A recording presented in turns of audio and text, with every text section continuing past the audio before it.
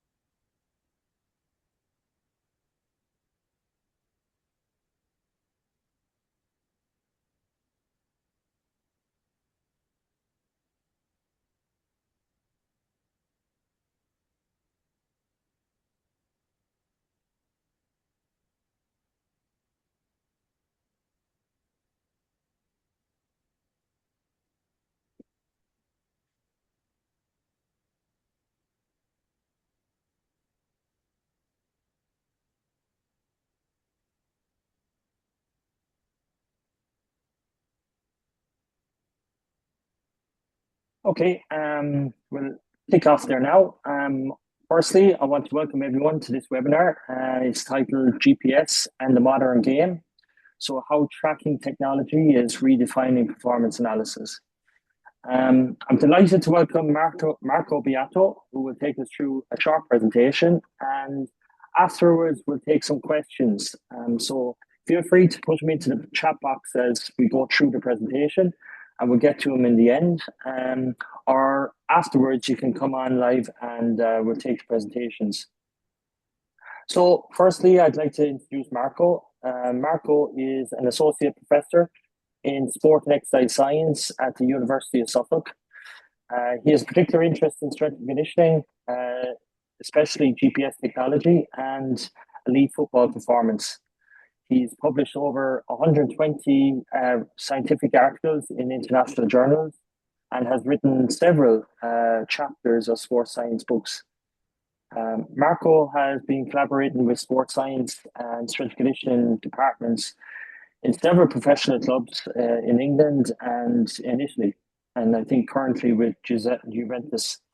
Currently, he's provides sports science and research consultancy for some professional football clubs and international sports-based companies, specializing in GPS monitoring and strength conditioning. So I'm really looking forward to the presentation, Marco. So I'm going to hand it over to you. We'll take a short presentation and we'll then open it up for questions afterwards. Thanks, Marco. Thank you, Damien. Very kind introduction. Only a very quick clarification that with Juventus we had a PhD program in place that finished before the beginning of this of the current season. So actually, it was a great opportunity to collaborate scientifically with the club, but the collaboration is over now, but it's been great because we were able to publish some good papers. Except that, yeah, thank you, Damien, for everything else. So hello to everybody, and I would like obviously to start my presentation about the GPS and the modern game. The presentation is in some part a bit technical, but I hope obviously you will enjoy that. And if you have any question later on, I'm more than happy to stay online and answer your questions. So let's start from the first point. It is what is training load and why we should monitor that. So we know that monitoring training load is recognized currently as a critical component in sports science departments, in particular in football. When I talk about football, I mean obviously soccer for someone that maybe come from the US, but here in England and in the UK is called anyway football. So we know that training load monitoring is a critical component. And why should we evaluate this training load? The aim is to try to reduce the likelihood of non-contact injury or muscle injuries, increase the performance of our athletes, testing our athletes using this technology, so usually GPS, and also to evaluate the aims of our drills if they've been achieved. So, for example, we have like a small say game, and we want to be sure that we have achieved our target. So we use like GPS technology to evaluate what the player has done. Have done. Training load is split in two macro categories. So one is the external training load, and the other one is the internal training load. The external training load is the work done by our players. So, for example, the distance cover, number of sprints, number of acceleration, decelerations, high speed running, etc. At the contrary, internal training load is the physiological response to this external load. So the heart rate, the RP, or the lactate production. Obviously, the presentation of today will be mainly focused on the external training load, so whatever can be recorded by GPS or video tracking systems. So before we go ahead with the most recent research, I would like to start from the beginning. So to prepare, obviously, for the presentation of today, I was thinking, why don't you show to the audience one of the first paper published on the topic. So I went in PubMed and I tried to understand what was the first paper published on this topic. So I went back to 2006 and I found out this paper by these authors, so Edgecombe and Norton from Australia. And they published the first paper that evaluate GPS, not in our European football, but in Australian football. But this doesn't matter from a practical point of view. So I was very interested to see how this technology was analyzed back in time. And before to show you the data, you can see on the right that since 2006, the first time that a paper has been published on the topic, or at least it is in PubMed, we have many more paper now, 645 paper that appear when you type GPS and football in PubMed. And you see obviously the evolution on the right with a lot of papers published in the last 4 or 5 years. So anyway, what these authors found out. So first point, they use a GPS system. This GPS system had 27 Earth orbiting satellites, and this GPS was placed on the back of each individual. So this technology was called SpyCam, and it was mounted on this padded back pack, like the current player perform. So we can see already that since 2006, not everything changed. So the way that the player wear the GPS is still the same. So in this specific paper, what they did, it was very simple. They tried to have some trials of the distance between 128 meters to 1,386 meters. These distances were calibrated using a wheel pedometer that you can see in the bottom right of the screen, and they recorded 59 trials. And obviously they compare the GPS technology versus the distance calibrated with the pedometer. And what they found out, that there was a very good correlation between the GPS and the pedometer when they were talking about the total distance. So the R square was 0.998, so very well correlated. You can see that on in the picture on the left, so the picture A, where you see this very good line, very good correlation. But what was the problem? So as you know, for evaluating the GPS technology, a simple correlation doesn't mean that the technology is actually valid. So you can see that the absolute error of this technology in the picture on the right was 6.3%. So this means that the margin error was at that time considered, maybe considering this case, not very high, but for our current standard, 6.3% is quite a high error. So what the author of this paper said, that the technology was quite accurate and was was possible to use this technology to record total distance in Australian football. Obviously, if we watch this accuracy, or this absolute error with our eyes today, we could say probably wasn't so accurate back in time, but that was the beginning of the technology. So I selected another paper that was a bit older, so 2010. So we're still at the beginning. So compared to now is like 15 years ago, so quite a long time. And there was this paper published by Jennings. And here we see the first comparison between a 1 Hz GPS and the 5 Hz GPS. And they did the recording in different trials. And one of them was this modified team sport circuit, originally published by David Bishop in 2001. It was a sort of tracking sports circuit that was designed to evaluate the repetitive sprint ability of athletes. So it wasn't designed originally for the validation of GPS. But anyway, we'll see that other papers actually use that also for the evaluation of the GPS later on. Anyway, what the authors did in this specific study, so they tried to comparing the 1 Hz GPS versus a 5 Hz GPS with a theory, obviously higher acquisition, frequency of acquisition for the GPS, higher accuracy. And what they found? They found that actually both GPS were quite good in evaluate the total distance with an error that was lower than 10%.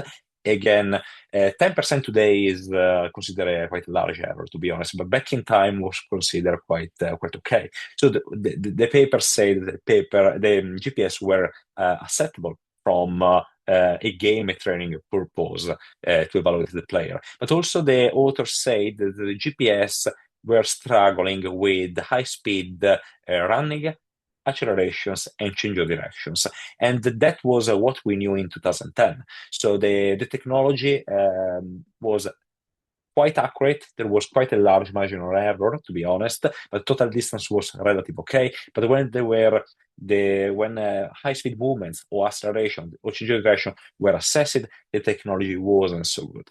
Another paper published in the same period, this time from Aaron Kutz, say that the 1 Hz GPS was not considered so accurate. So that was one of the first indications that demonstrate that a higher acquisition frequency is a big advantage from an accuracy point of view. Obviously, current GPS has an acquisition frequency of around 10 Hz or even bigger. So the range on the market is between 10 and 50 Hz. And that already explains you why the current GPS are much more accurate compared to the past.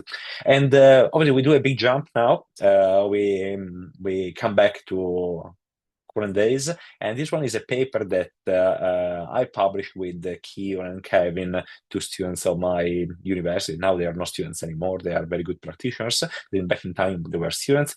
We evaluated the inter-unit reliability of some Apex StatSport units during a standardized intermittent running activity. It was a year recovery level 1. And what we found out that the ICC of the metrics we consider were mainly accurate. If you see in the picture the metabolic distance between the two units, so you can see obviously all the dots from the left connected with the dots on the right. So it was an inter-unit reliability analysis, show very high reliability. And if you watch the ICC, you can see that the total distance showed an ICC of 0.999, was considered excellent.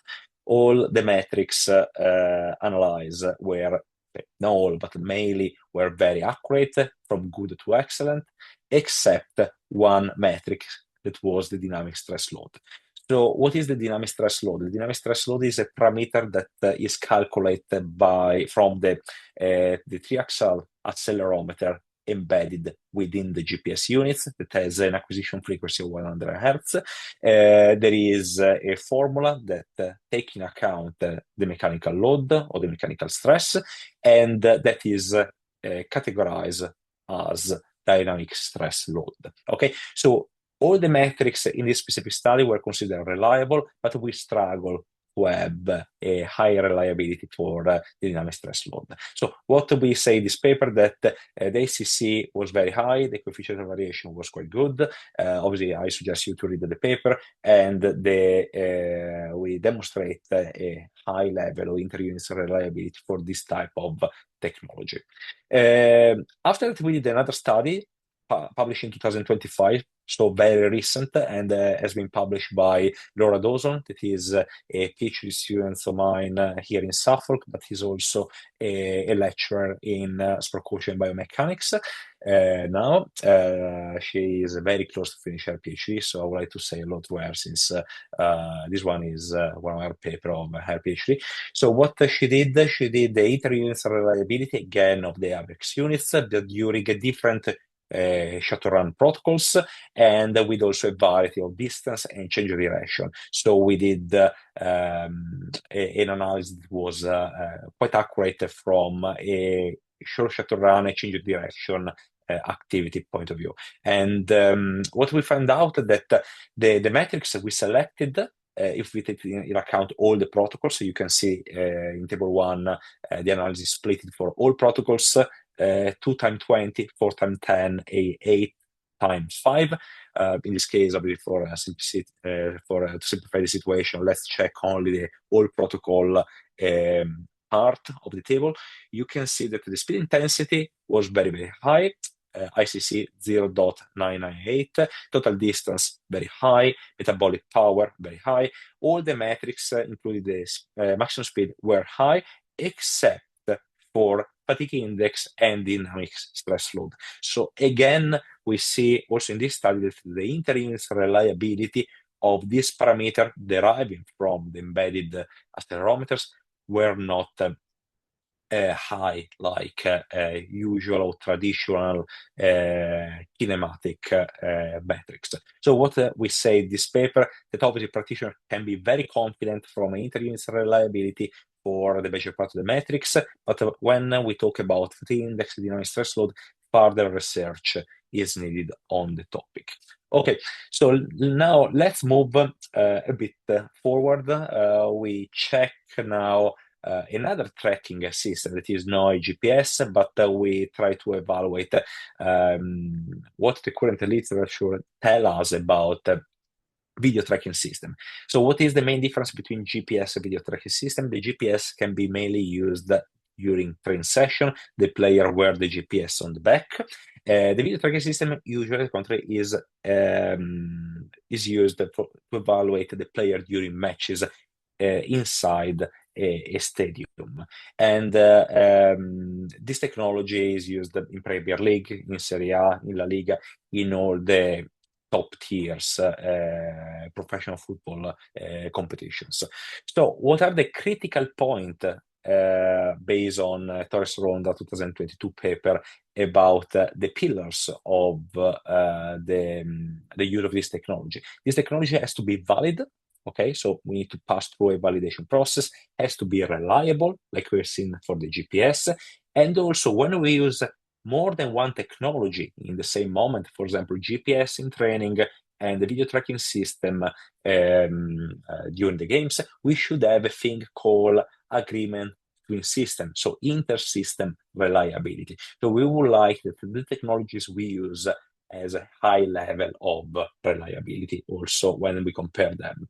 And what the literature say about the topic. So based on the paper published by Taberner in 2023, there was an analysis between a 10 Hertz video tracking system named Prozone versus a 25 Hertz video tracking system called TrackHub. And they found out, for example, that the two technologies were quite reliable based on their study when they were talking about total distance in some specific like high-speed running metrics, but there was an overestimation of one of the two technology on the others when they were evaluating the sprinting running load. So what we know from this paper, what we know also from the literature, that until that we evaluate low speed activities or low intensity activities, technology usually are reliable from an inter-system point of view. But when we talk about accelerations, or when we talk about peak speed or sprinting distance, the accuracy decrease. Okay. So I want to present you a new study that we have under revision. Is quite a nice paper, in my opinion, so still under revision, so has not been published. So it's a good opportunity also for me to present you something that is completely new and that will be, finger crossed, published in the next future. So we have done an analysis comparing the post-processed data, that are the usual data you receive after a match, if you work, for example, in football club, and the real-time data that you can evaluate during the game to take technical, tactical, and physical decisions. So in this specific case, we have a platform called Dynamics that derived from a company called Kane Sport. You will see that later. And within this platform, there is also a subsection that is designed for the live analysis. So it's called a Smart Live. So evaluate a real-time data within the dynamic platform. So in a few words, the idea of this study was to have data deriving from a optical data stream from a technology called OK, and evaluation of post-processed versus real-time data in order to evaluate this inter-system reliability. Okay, so we use this platform produced or anyway designed by K-Sport World called Dynamics. Within this platform, there is a subsection called Smart Live. All the data were deriving from OK. And we assessed 50 matches, 221 players, and over 1,000 data points for each dependent variable. What are the metrics that we evaluate? Total distance cover above 15, 20, 25 km per hour, distance cover in range between 15 and 20, 20, 25, acceleration, decelerations, and peak speed. And from a statistical point of view, what type of analysis we did? We did two types of reliability. One is a ICC, that is a relative reliability, evaluated, as you can see here in the paper published by Hopkins in 2020.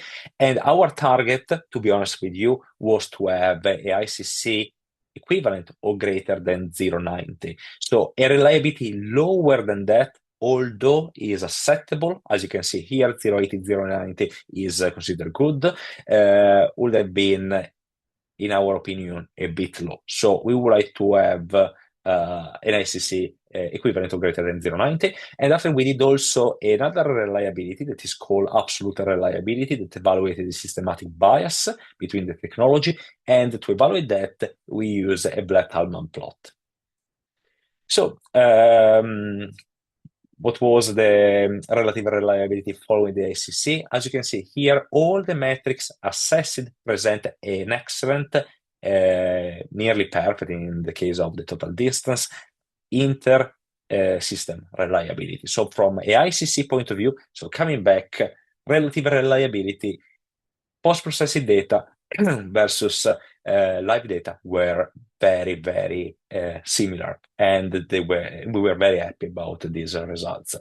When we assessed the systematic bias with the Blatt-Hellman plot, so the absolute reliability, we found out that there was an error, but this error is relatively small. So if you think the mean difference between the two systems was 50 meters, and if you take in account that the total distance usually for a football player during the match is around 10 kilometers, so 10,000 meters, the error is equivalent to around 0.5%. That is very, very low.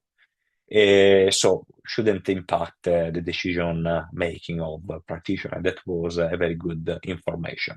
About the mean difference at higher speed, we have seen in the slide before that in theory, greater is the speed, greater is the error. In this case, you can see that the mean difference is 4.1 meters. If you take in account that usually football players perform around 800, 700 meters above this specific distance, we are talking also in this case about an error of around 0.5, 0.7%, so very, very low. And here you have also another graphical representation between the post-processed data and the real-time data, where you can see the data analyzed post-processed versus live, and you see that they are connected with a line, and the two distribution, you can see that in the picture on the right, overlap with the others. So the difference is very, very minimal, to be honest. So that demonstrated that also at higher speed, the technology is reliable. When we talk about 20-25 meters, the mean difference still quite low, minus 8.8 meters. And above 25 km per hour, that as we have seen in the paper by Taberner, is a critical speed threshold, because for the two video tracking system discussed before, there was an overestimation of one compared to the other. Here at the contrary, we see that the mean difference was only about 12.9 meters. So we talk about small differences. What about real-time versus post-processed data regarding peak speed? Obviously, when we talk about peak speed, we are talking about the maximal velocity of the player recorded during the game. We see that there is a difference of around 0.3 km per hour. So, in my opinion, at least, the data show that the two technologies, the post-processed data versus real-time data, overlap a lot. Obviously, there is an error, but the error is quite small and shouldn't impact the decision-making process of the practitioner that use the real-time data during the game. Okay, so my presentation is finished. I would like to make a very quick acknowledgement, because obviously K-Sport offered the data that we analyzed for this specific study and for this presentation. So I would like to say thanks to all the people that assisted to design the project, that they provided the database and assisted with the analysis. Thank you very much. Thank you very much, Marco. And look, it's so important that we understand the technology and the software that we're using actually measures what it's supposed to measure. And that was a really, really informative way that you went about different studies, or a review of different studies that showed how we can actually measure the quality of the data that we're getting. So if you have any questions, please feel free to put them into the chat, and we'll work through them. And while you're doing so, I'd like to ask you a couple of questions, Marco. Yeah, of course. So feel free to enter the chat box, and we'll come to them then. So we've kind of looked at the reliability and the validity of the different pieces of equipment. But in practical terms, like from your experience, Marco, what are the kind of key metrics from the GPS data are providing the most practical value for coaches, like in training or in game situations?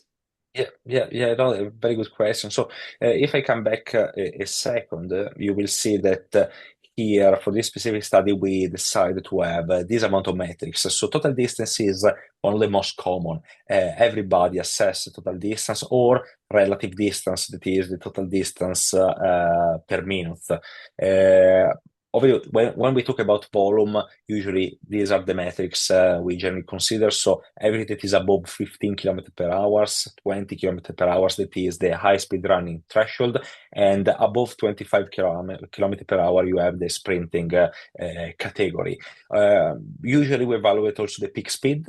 You can also have a percentage of the speed based on the individualized peak speed of each athlete, because obviously each athlete has a different peak performance, and you can have a sort of individualized threshold based on their speed in order to be a bit more accurate, because obviously 25 km per hour, so 20 km per hour are equivalent for everyone. But if you have a higher peak speed, probably you should be recalibrate on like on 80% or 90% of your peak. So this is for the metrics that are more kinematics. Um, Unfortunately, when we use GPS, we struggle to have real kinetic measures. So you should have like a force plate. The thing that help out a bit more to evaluate what happened from a mechanical point of view is probably the accelerometer that you have embedded within the GPS. We have seen that we have some limitation from that point of view, but when we assess in general acceleration and decelerations, these parameters are quite accurate, as you can see here. So I could say for practitioner, one suggestion that I have is to try to use metrics that has been demonstrated valid and to avoid to use parameters that maybe are quite nice, fancy, maybe some GPS provider offer them or video tracking provider offer them, but if they've not been validate, I think the practitioner should avoid to use them and trust more metrics that has been demonstrated to be valid, because there is nothing more disappointing, I think, is to take decisions based on numbers that are actually maybe not accurate. It's much better to use a lower amount of metrics and take accurate decision based on accurate data. Yeah, and like with the modern technology, we so much data are available to us, and it's so important that we actually maybe minimize the number of metrics that we're using and just really track them over a period of time.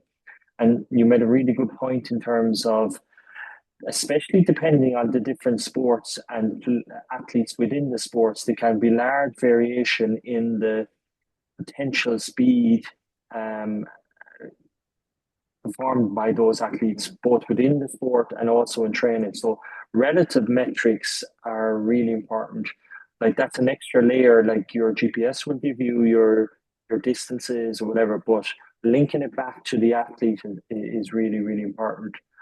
And I suppose like you've worked with elite level coaches and players, and from your own experience, like we're all the time trying to improve our performance in the match, but how we do that in training and how that links from training to the games. Can you talk to us about how GPS can be maybe used in the design or the monitoring of the practice so that we're actually linking it back into the competition demands? Yeah, for sure. So, one tip that I have is always start your analysis from the game model. On the base on the game model, what happened during the game for your specific team, you can have some indication about what are the relative intensity or average intensity that your players needed to have to play during the game. Another layer analysis could be dividing the team by position and be sure that your player, at least during the training session, perform some drills at the pace of the game. If the game is obviously more intense than training. Okay, in some sport, you know that training is more intense than the game, but in football, in this case, is not the reality. So the match is the most important event during the week from an intensity and volume point of view. So the player need to be prepared for the game, and the best thing is to start from the game model, understand what are the demands, understand what are the demands for each position, individualize the training based on this model, and also you can do another analysis that is a bit more complicated, but is quite common now, is the maximum intensity period. So evaluate what is the maximum intensity in a sequence of matches in order to have an estimation of what is like the roof of the intensity the player should perform during a match. Obviously, it's not something that happens frequently because it's called maximum intensity period. So it's maybe the higher intensity that the player performed in the last 10 matches, but it's good to know what is the roof. And the manager and the coaches can design some specific drills to replicate that intensity in training in order to prepare the player for also these like worst case scenario situation, although the right terminology is a maximum intensity period. Obviously, it's not a perfect model, so there is a nice paper published by in Pritzeri some years ago that demonstrated that the maximum intensity period has some limitations, but there is something interesting in that approach that allow us to use that in practice, and I think practitioners should be aware of the benefits of this model. Yeah, really interesting. And like again, that's firstly, our coaches should understand what are the game demands. And especially depending on the sport, there may be large variation in the positional demands, as you said. So having that as your benchmark, then we can link back into training and see where is training intensity and volumes in relation to the match demands or competition demands. So that's really good. And also you're talking about max intensity periods. What kind of duration? And like we know there's 1 minute is usually the highlighted max intensity periods, but is it only 1 minute, or have you seen differences? Yeah, no, so usually if you watch the power law graphic in some papers, you have between 1 minute to 10, 15. So probably you will see, well, obviously, Damien, you know that, but for the colleagues that are following the webinar, they will see that the curve became quite flat after a specific time. So everything above 10 minutes is relative flat. So the intensity don't change very much. The main difference between the time window is between 1 minute and 5 is where you have the greater decrement, and after step by step you will see that the difference between one period to another is a bit smaller. So my suggestion is obviously try to replicate some of these intensities for the smaller time windows with maybe exercise without the use of the ball, or hybrid, so a bit using the ball and also running without the ball, so in order to keep the intensity quite high. And for some specific drills after 5 minutes, probably the best thing is to design some medium large side games and try to replicate the game demands using some for specific activities. So I mean, using situational games like medium and large side games. Small side game, to be honest, struggle to replicate this intensity, in particular for high speed running, sprinting distance. Maybe you can replicate that from a relative distance point of view, but when you talk about high intensity sprinting, you need to increase the dimension of the pitch to have that. So in a few words, if you wanted to do the max intensity period or slash worst case scenario, depend on the publication that you are going to read. If you do a short period of training, so you want to have like a session that or an exercise that lasts 1, 2, 3 minutes, to replicate that intensity, you need to use probably some exercise that mix the ball use and without the ball, so running based.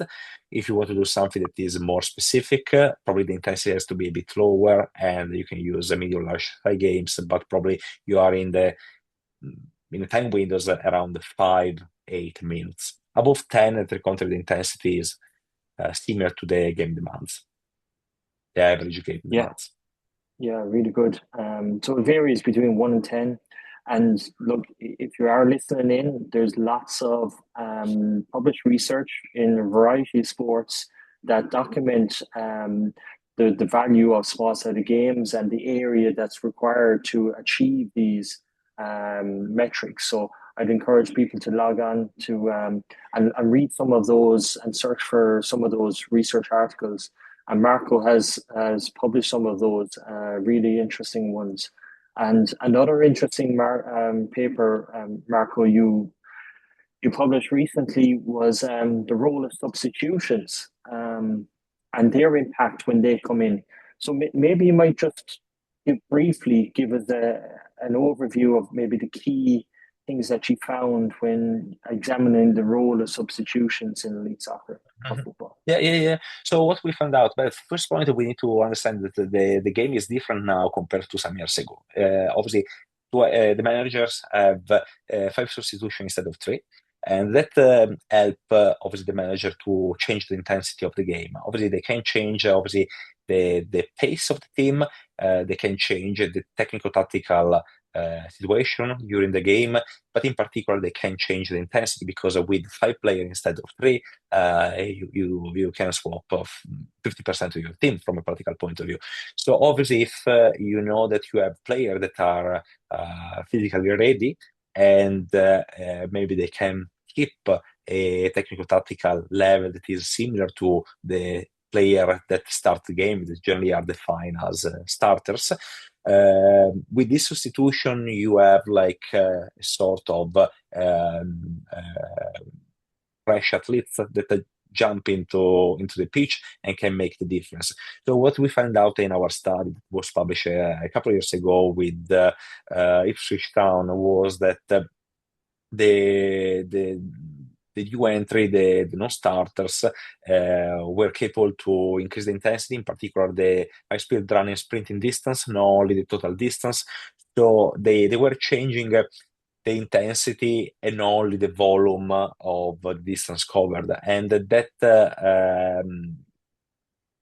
could, in that specific case, because it was a case study with this specific club, Ipswich Town, to change the pace of the team and give a physical advantage to the team.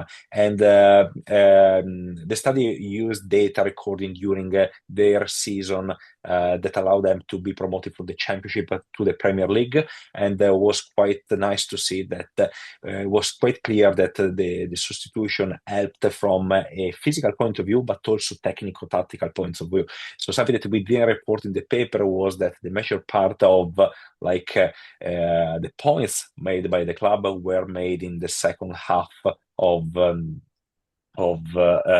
game, where when this substitution strategy were used. And I think has been a very nice practical example, a sort of case study where the technical staff and the physical staff achieved very well with that approach. But in our paper was limited to the physical outputs, and if someone want to read that, obviously they will see that substitution clearly have more high-speed running, sprinting distance compared to the starters.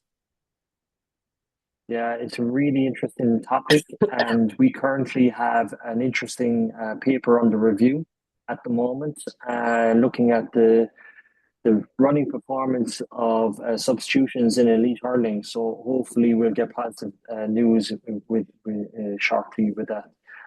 So I just remind before we finish up, and we're going to finish up in the next minute or two, about if anyone does have any questions, feel free to just enter them in the chat, and we'll finish up in a minute. But just the last one from me, Marco. I suppose GPS is becoming more accessible to more people, not only at elite levels. It's working its way down into the sub-elite and amateur stages, and even into youth sport.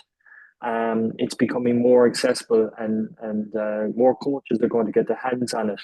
So maybe, what kind of practical advice would you have for those maybe starting off, or maybe just a year or two into using GPS? What could you suggest, and maybe some advice for those people? Yeah, so probably I have three suggestions, and the first one is first point, if you have the opportunity to use different GPS systems, try to use them to learn how different software work. Usually, different GPS brand has different advantages, and now the technology, say, is much better than the technology when I started in roughly 2010, 2011. You see that from the papers. So the first paper was published in that period. So when I started, and the technology wasn't so great. Now, at the contrary, GPS or video tracking systems are much better.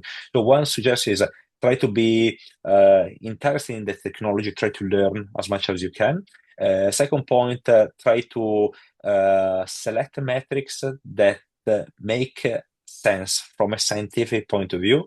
Obviously, explore also metrics that maybe has not been validated, but focus and take decision on metrics that has been validated. That is important because at the contrary, you will make maybe decisions. So you will take decisions that are based on data that are not so accurate from a practical point of view. And probably the third point is try to that is a bit more technical. So based on the game model of your team and your athletes, try to evaluate what is the right training load based on the metric you select for each player.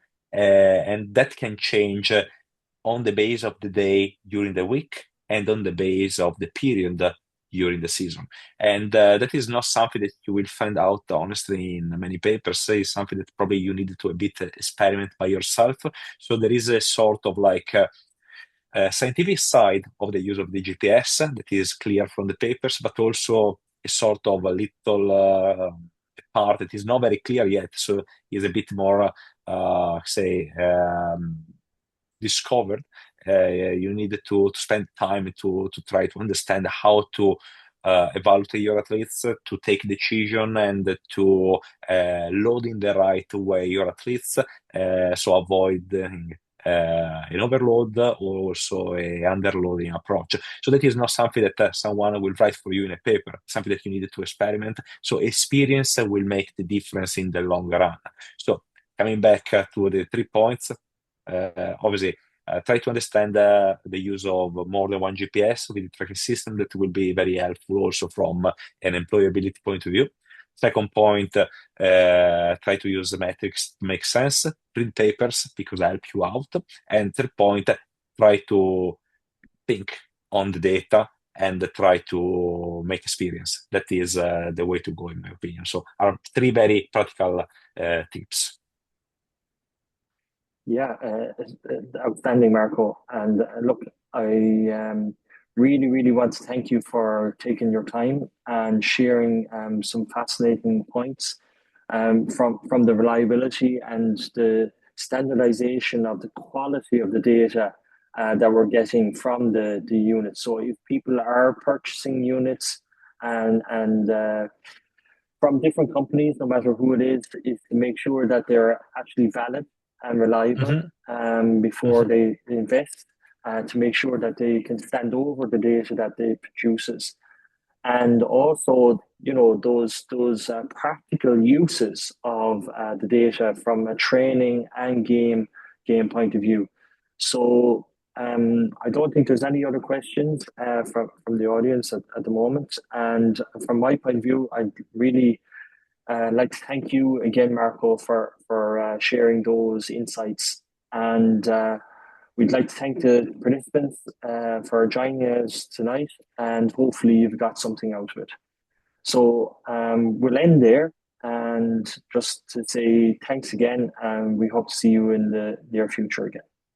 Thank you Thank so you. much, Damien, and obviously thanks to everyone that spend their time to listen to this presentation. And if you have any question that you have maybe in the next days, you can email me, and you will find my email address at the beginning of the presentation, first page, also on the University of Suffolk website.